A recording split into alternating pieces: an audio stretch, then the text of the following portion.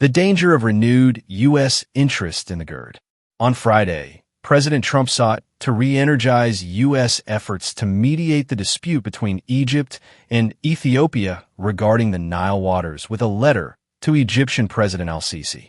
Long-standing disagreements over water allocation, which have been governed by a 1959 agreement between Egypt and Sudan that simply excluded Ethiopia and other riparian states, have come sharply into focus since Ethiopia constructed the Grand Ethiopian Renaissance Dam, GERD, a hydropower project that is vital for development in the energy-starved country of over 110 million people.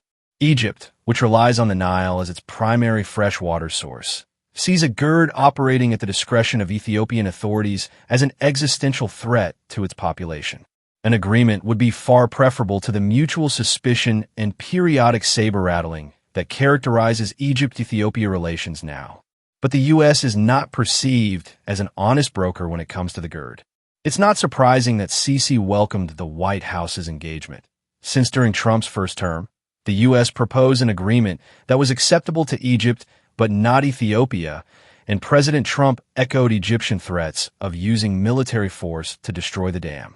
It's also easy to understand why General Burhan, who leads the Sudanese Armed Forces coalition in Sudan, was equally welcoming. The SAF relies on Egyptian support in its disastrous conflict with its former comrades in arms, the notorious Rapid Support Forces.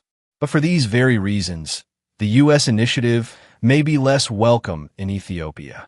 Pride in the GERD is one of the most unifying sentiments in the country, and with multiple ongoing insurgencies and rising tensions with Eritrea and Somalia, Prime Minister Abiy needs all the unity he can get.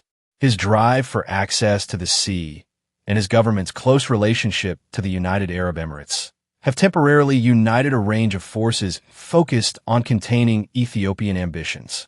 Somaliland's long quest for recognition has become a venue for competition as well, and the Saudi-Emirati rift, with Egypt squarely in the Saudi camp, is part of the backdrop for this renewed GERD focus. Bizarrely, the Nile waters dispute has been among the wars Trump claims to have ended in his first year in office. It's clear that his desire to declare victory bows to no chronology or reality. But with so many forces jockeying for position in the already fragile Horn of Africa, bulldozer diplomacy risks crossing lines and triggering a logic of escalation. The worst suffering will be endured by Africans, whose interests are too often treated as afterthoughts by the many external powers eager to strengthen their influence in the Horn.